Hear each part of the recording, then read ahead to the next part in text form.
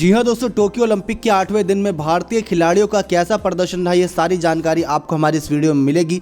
अंत तक बने रहेगा, सारे मैचों का हाल बताएंगे। जहां तीरंदाजी में दीपिका कुमार का ओलंपिक में सफर समाप्त हो गया, तो दीपिका को अनसान ने सीधे सेंटो में 6-0 से हरा दिया।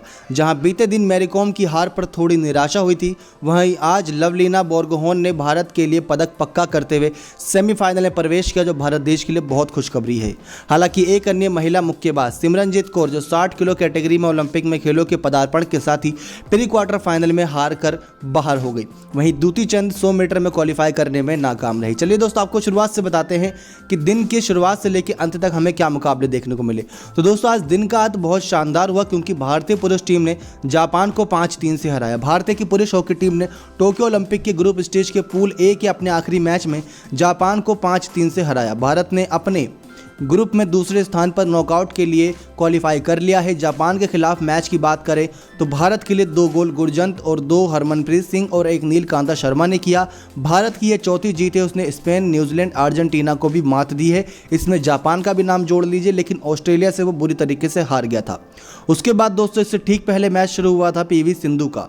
उन्होंने भी शानदार जीत कर भारतीय फैंस को खुशी दी है और साथ ही साथ ये जता दिया है कि इस बार सीधा गोल्ड मेडल पर ही दोस्तों निशाना है उनका। पीवी सिंधु ने लगातार सेंटो में जापान की अकाने यामागुची को 2-0 से हराकर अपनी जीत पक्की कर ली। उन्होंने सेमीफाइनल में एंट्री ले ली है। सिंधु ने 56 मिनट तक चले मुकाबले में यामागुची को सीधे गेम में 21-13, 22-20 से मात दी।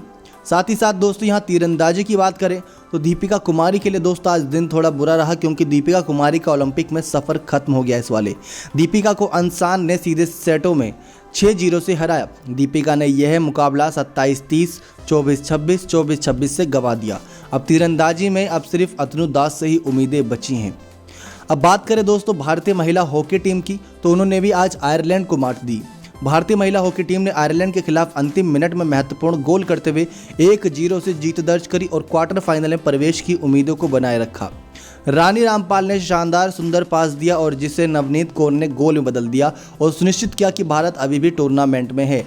अब करो या मरो के मुकाबले में भारतीय हॉकी महिला टीम का कल दक्षिण अफ्रीका से मुकाबला है। साथ ही दोस्तों, यहाँ पर सेलिंग की बात करेंगे। रेस 9 में नेत्रा 37वें स्थान पर है। जी हाँ दोस्तों, नेत्रा ने 9 को 37वें स्थान पर पूरा किया और वह कुल मिलाकर 33वें स्थान पर रही। हालांकि पहले ओलंपिक की उनकी अंतिम दौड़ दिन में बाद में आ रही है। फाइनल से पहले यह आखिरी रेस होगी। इसी के साथ साथ दोस्तों, दूसरी सेलिंग की बात करें तो 49 ER पुरुष रेस की वरुण ठक्कर और केसी गणपति ने 49 ER पुरुष दौड़ को 7 को 17वें स्थान पर समाप्त किया, जिसमें वे कुल 18वें स्थान पर खिसक गए। ये थोड़ी दोस्तों परे की बातें, जो खेल को समझते वही समझ सकेंगे।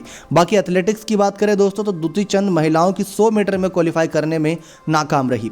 वह 11.54 सेकंड के समय के साथ 7वें नंबर पर रही। ओलंपिक में यह उनका दूसरा 100 मीटर का प्रयास है। शेली एन फ्रेजर प्राइस 10.85 के साथ सबसे हीट में सबसे ऊपर रही। इसी के साथ साथ दोस्तों, एक और एथलेटिक की बात करें, जाबिर अंतिम स्थान पर रहे। आखिर किस खेल में आपको बताते हैं। MP जाबिर ने पुरुषों की 400 मीटर बाधा दौड़ में हीट 5 में निराशाजनक अंतिम स्थान हासिल किया, जिसमें उन्होंने 50.77 सेकंड का समय लिया। 36 प्रतियोगियों में 33 से भागे थे। 25 साल के इस खिलाड़ी का व्यक्तिगत सर्वश्रेष्ठ 49.13 सेकंड है, जबकि सीजन का सर्वश्रेष्ठ 49.68 है। अब USA बेंजामिन जाय ने 48.60 सेकंड के साथ जीत हासिल करी। तो वहीं बॉक्सिंग की बात करें दोस्तों, तो लवलीना बोरगोहेन ने भारत के लिए दूसरे ओलंपिक पदक पक्का कर लिया है। भारतीय मुक्केबाज ने महिलाओं के लिए 69 किलोग्राम क्वार्टर फाइनल में चीनी ताइपे को निन चिन चेन के खिलाफ 4-1 से जीत हासिल करी। लवलीना ओलंपिक में सेमीफाइनल में पहुंचने वाली तीसरी भारतीय मुक्केबाज बन गई हैं। इसी के साथ साथ दोस्तों, बॉक्सिंग की और बात करें तो भारतीय मुक्केबाज सिमरनजीत कौर, जो 60 किलो कैटेगरी में खेल रही थी दोस्तों, उनकी तरफ से थोड़ी निराशा की खबरें सामने आई, क्योंकि ओलंपिक खेलों के पदार्पण के साथ ही प्री क्वार्टर फाइनल में थाईलैंड की सुधारपोर्न सिंसोदी से हार कर बाहर हो गई हैं। चौथी वरीयता पर्याप्त सिमरनजीत को 0-5 से पराजय का सामना करना पड़ा। अब वहीं दोस्तों, शूटिंग की बात करें मनु भाकर की, तो मनु भाकर क्वालिफिकेशन के रैपिड राउंड में 290 अंक के साथ कुल मिलाकर 582 अंकों के साथ पदक की दौड़ से बाहर हो गई हैं। राही सरनोबोत 25 मीटर पिस्टल स्पर्धा से भी बाहर हो गई हैं। मनु ने अपने पहले 5 शॉट में संभावित 50 में से 49 स्कोर किया, लेकिन सरनाबोत 573 के कुल स्कोर के साथ समाप्त हुआ और कुल मिलाकर वो 32वें स्थान पर रहीं। तो दोस्तों वहीं 3 और खेलों की बात करें जो हुए थे। एक तो दोस्तों था एथलेटिक्स का, जहां पर अविनाश 7वें स्थान पर रहे और उन्होंने अपना नेशनल रिकॉर्ड भी तोड़ दिया।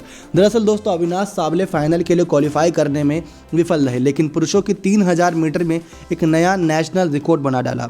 अब उन्होंने 7वें स्थान पर रहने के लिए अपने हीट में 8 मिनट 18 सेकंड 0.12 का समय निकाला, लेकिन उन्होंने फेडरेशन कप के दौरान मार्च में बनाए गए 8.20 के सेकंड के अपने ही नेशनल रिकॉर्ड को तोड़ दिया। इसी के साथ साथ दोस्तों यहाँ पर तीरंदाजी की और बात करेंगे, क्योंकि यहाँ सुबह की शुरुआत दीपिका के लिए बहुत अच्छी रही थी, क्योंकि सुबह उनका मुकाबला हुआ था कि दुनिया की 1 नंबर तीरंदाज दीपिका कुमारी ने पूर्व विश्व चैंपियन रूसी ओलंपिक समिति की सेनिया पोरेवा का रोमांचक शूट ऑफ में हराकर टोक्यो ओलंपिक महिला एकल वर्ग के क्वार्टर फाइनल में प्रवेश किया था, लेकिन वहाँ हार गई। 5 सेटों के अगर बात की स्कोर की बात करें तो 5-5 से बराबरी पर दीपिका थी, लेकिन दीपिका ने दबाव का बखूबी सामना करते हुए शूट ऑफ में परफेक्ट 10 स्कोर किया और रियो ओलंपिक की टीम रजत पदक विजेता को हराया।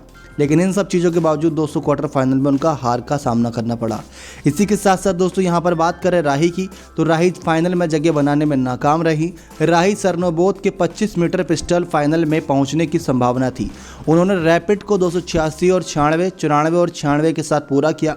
उन्होंने प्रेसिजन में 287 का स्कोर किया था। राही सरनोबत ने अपना सफ़र 96 के साथ समाप्त किया, जिससे उनका कुल योग 573 हो गया। तो दोस्तों ये था 8वें दिन के सारे खेलों का पूरा हाल कि किसने क्या जीता क्या हारा। मेडल आज भी नहीं मिला दोस्तों, क्योंकि मेडल के लिए आज कोई वैसी फाइनल रेस थी नहीं। अब दोस्तों यहाँ से जैसे पीवी सिंधु सेमीफाइनल का सफ़र तय कर चुकी हैं, लवलीना दोस्तों बहुत जल्दी खुशखबरी देने वाली हैं कि वो उनकी तरफ से कोई मेडल आने वाला है। भले ही दोस्तों मैरी कॉम बाहर हो गई हो, लेकिन यहाँ से कई और बॉक्सिंग चैंपियन उनको देख के उभर चुके हैं। कई ऐसे नए खिलाड़ी बन चुके हैं जो मैरी कॉम जैसे ही अब बनने की इच्छा रखते हैं। लेकिन दोस्तों यहाँ पर अब अगला दिन काफ़ी चुनौतियों से भरपूर होने वाला है। देखते हैं कि कल के दिन कोई बड़ी खुशखबरी सामने आती है या नहीं, यानी कि 9वें दिन ओलंपिक के, क्योंकि भारत देश दोस्तों अभी तक मेडल सिर्फ एक ही जीत पाया, जो मीराबाई चानू ने जीता था सिल्वर मेडल। वो दोस्तों उन्होंने वेट लिफ्टिंग कैटेगरी में जीता था। शायद ही किसी ने सोचा होगा कि भारत देश वेट लिफ्टिंग कैटेगरी से कोई मेडल लाएगा, क्योंकि बैडमिंटन से दोस्तों पहले सानिया मिर्जा, पीवी सिंधु, साइना नेहवाल ये सब कमाल कर चुके हैं। लेकिन उसके बाद अगर बात करें कुश्ती से, सुशील कुमार, योगेश्वर दत्त ये सब कमाल कर चुके हैं। साथ ही साथ दोस्तों बॉक्सिंग से हमने मैरी कॉम को देखा है, लेकिन यहाँ वेट लिफ्टिंग से एक ओलंपिक पदक लाकर सबको हैरान कर दिया। शूटिंग में भी दोस्तों अभिनव की तरफ से हमने ओलंपिक का गोल्ड मेडल देखा है, लेकिन अभी तक वेट लिफ्टिंग में पहली बार भारत ने मेडल हासिल करके सभी को गौरवान्वित होने का मौका दिया यहाँ पर मीराबाई चानू ने।